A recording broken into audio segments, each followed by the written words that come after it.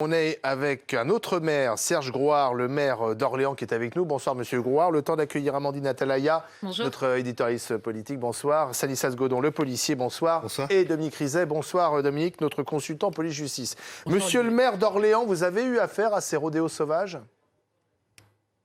Compte depuis maintenant une quinzaine d'années, puisque à l'époque on avait ce type de comportement là, de sorte d'appropriation, de provocation de quelques individus avec un sentiment d'impunité que l'on voit sur les images que vous avez montrées. Nous on a pris ça en compte et j'allais dire à bras le corps en 2006 avec un arrêté et un dispositif. Et je ne dis pas qu'on n'en a plus, mais on en a infiniment moins. Je crois qu'on a été la première ville de France à prendre ce type de dispositif et ça fonctionne. Alors expliquez-nous ce que vous avez fait.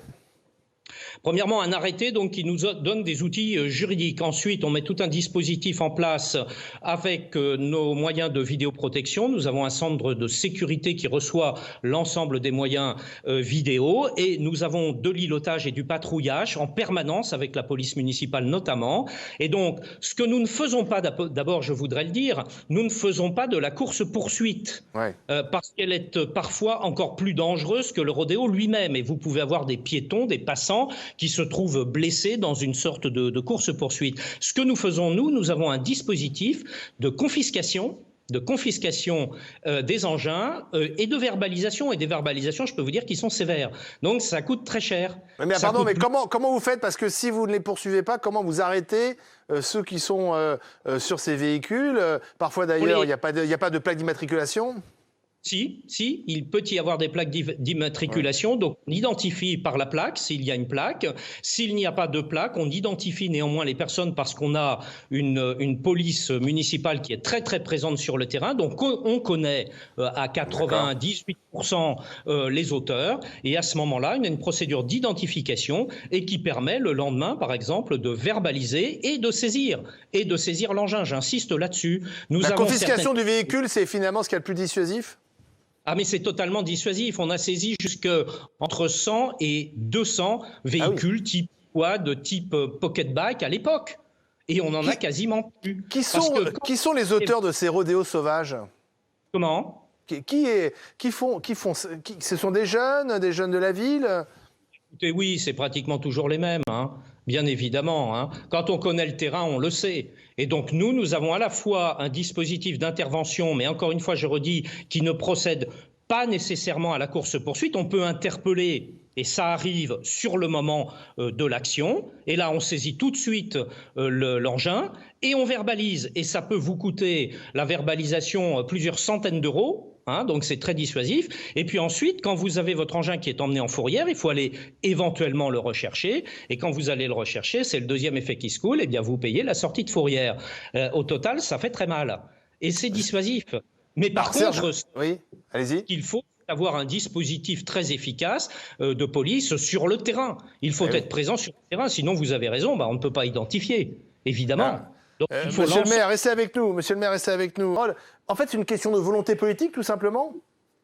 Ah oui, complètement. Nous, depuis 2001, on a mis en place le principe de tolérance zéro. On a 80% de baisse de délinquance sur Orléans et nous étions malheureusement une ville délinquante.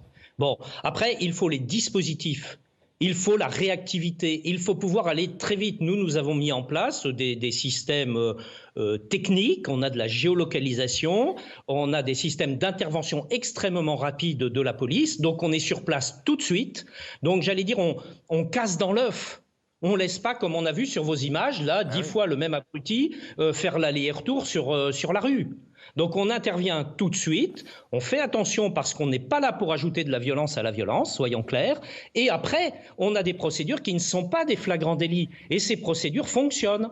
Et nous travaillons de concert avec certains services spécialisés de la police nationale, comme par exemple la brigade des délits routiers, la BADR. Et donc là, et nous travaillons également avec la justice, procureur de la République, parce qu'il faut que le procureur de la République donne un certain nombre d'autorisations.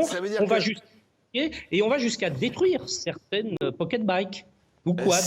Si ces rodéos se développent autant, c'est parce qu'il y a un sentiment d'impunité, selon vous ?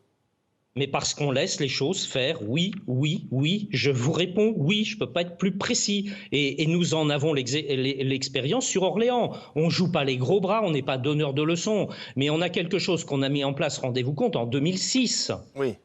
Voilà, et on pourrait s'en visiblement, inspirer. Ou Il faudrait très que mal. le maire de Lyon, Grégory Doucet, vienne vous voir à Orléans. Je ne suis pas sûr qu'il le fasse, mais... Mais moi, c'est avec plaisir. Vous savez, si on peut aider, et puis nous aussi, on peut aller voir ailleurs ce que d'autres choses se font de bien, hein. On n'a pas la science infuse non plus, mais là, on a des dispositifs, effectivement, dont je pense qu'ils sont, je le vois tous les jours, qu'ils sont efficaces. Ça ne veut pas dire qu'on n'a pas de temps en temps un rodéo. Bien sûr qu'il y en a aussi, mais ça veut dire qu'on a un dispositif pour intervenir rapidement et remettre les choses dans l'ordre. Merci Serge Grouard. Merci, on va vous laisser parce que je crois que vous avez un rendez-vous, mais ça veut dire aussi qu'il ne faut pas enlever les caméras de vidéosurveillance.